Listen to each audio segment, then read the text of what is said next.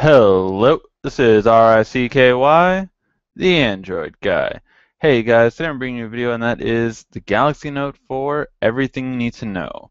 So let's start off the bat with the important things that you really want to know about the device.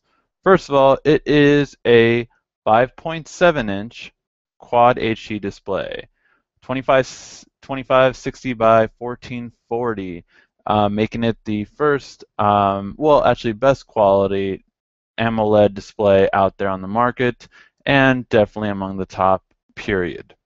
This display should be definitely something to behold. It has a 16 megapixel rear camera, finally with optical image stabilization to stabilize those shots and make great low light photos. As well as, surprisingly, it does have a front 3.7 front-facing camera with a aperture of 1.9 for the f-stop.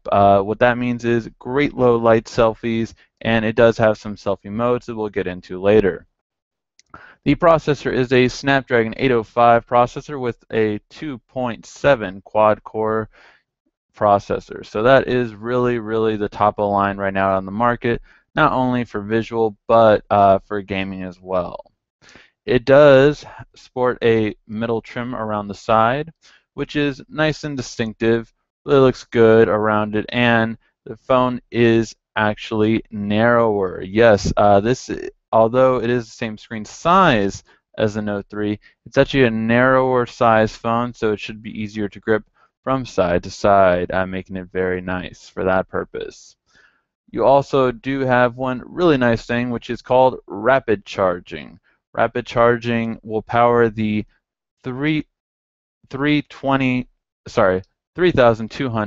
milliamp battery to 50% in just 30 minutes, making it a fast charger. This is almost double the speed of almost all other leading smartphones out there in the market. So this is really nice. Now, the main last thing though I do want to leave you guys with is a little bit of a sour note. It does not have IP67 certification. So this is not water resistant phone like the Galaxy S5 or the S5 Active. So that is important to note when making the purchase decision between these devices. Now, let's get to the other hardware specifications that you might want to know about. It does bring things that the S5 had, such as fingerprint scanner, heart rate monitor, and even things like download booster and ultra power saving mode, which have been enhanced in this device. However, in terms of the other hardware features that you really care about, it does have 32 gigs of built-in memory and expandable up to 64 for some reason, not the 128. So keep that in mind, although about 96 gigs isn't bad for anyone. And of course, you do have 3 gigs of RAM on this device, just like last year's model as well. So these are the key hardware features that pretty much everyone wants to know about right off the bat. And now we're going to dive a little bit more into the software features that this device has. First of all, with the heart rate sensor, it does add a nice feature, which is being able to take photos just by simply holding your finger on the heart rate sensor. This is really nice and very easy to do. It is reminiscent of the G3's physical button, but the nice thing about it is the camera is much more predominant on the Note comparing to the LG, so you can easily more feel out the heart rate monitor, especially since it goes in as opposed to just being a button. The other thing is important to note is for the front camera, you also have something called wide selfie mode. So to give you an idea, a regular smartphone typically has about 77 degrees of wide angle. This one has 90 degrees, so it's wider beginning. However, the selfie mode for wide selfie actually gives you 120 degrees, making it easy to get everyone in the shot that you ever want to have in there. And you know, it might reveal a little bit too much if you have a group that maybe you shouldn't be with. But the other nice features are going to come from the multi-window seamless transition. Now, what is this? Well, multi-window's always had split screen, so we've had half up and down. One new app that was added, by the way, is the camera app, which I love that the camera app is now part of multi-window. But the nice thing about it is you can also quickly just drag any of the apps and move them down in order to leave them at half of their size. So you have what's called a pop-up window, which is about, it takes about 1/4 your screen real estate, and you can move it around seamlessly. So it works very easily. But then you can even make it into a compact icon. So it's just an icon, it floats around kind of like a Facebook chat head, and it's just very easy to use. So you can do this with all of the multi-window apps now, take it from full screen to half screen to pop-up window and even to just an icon. Very nice and easy, and you can have up to 5 of these at the same time. So it really shows the processing power of the Note. Now, what about the S Pen? Well, the S Pen does add features just like before. You have what are called air commands. So this one button on the S Pen simply allows you to click and then have what used to be 5 apps. The 5 apps have been revamped, and now we have 4. So we have Action Memo, which can, take your address that you wrote down and navigate right to it using Google Maps. Or you have the ability to write someone's name and number and put it right in your contacts very seamlessly, very easily. The other thing we have is now not only screen write to capture your screenshot and write, but they added a couple of other things here. They added image clip, which allows you to take a bunch of images using grab and group. So very simply use it S Pen as a mouse.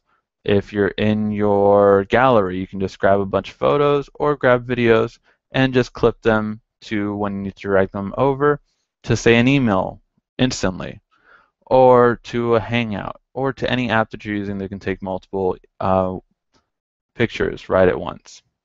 The other thing you have is something called Smart Select. Smart Select is a really nice feature that gives you the ability to store things away later, kind of like Scrapbook in the Note 3, but it's a little bit more seamless and easy to use so that you can send everything at once later on. Maybe you're planning a wedding and there's different flowers that you're looking at, or wedding cakes. Or maybe you're trying to figure out what schools are the best. You can just simply grab everything you need and save it for later. The other thing they have added with this lovely screen is something called Dynamic Lock Screen. Dynamic Lock Screen was partially made before by Travel Advisor on previous Samsung devices, but now it's also being made by other third parties. One that was named was Yahoo. The idea is to have lock screens that are made for this Quad HD display that really stand out and show your screen off. No one can really argue with that. SnapNote brings a really nice feature of taking a photo of, say, a business board meeting or a school equation that's up on the board. And you can be at an angle, maybe in the middle of the classroom all the way to the right, take a photo of that board, and then what will happen is that it's going to tilt it and straighten out the photo. And then it's actually going to do something really nice, which is that it will actually have the ability to take the text that's in there and convert it to regular text.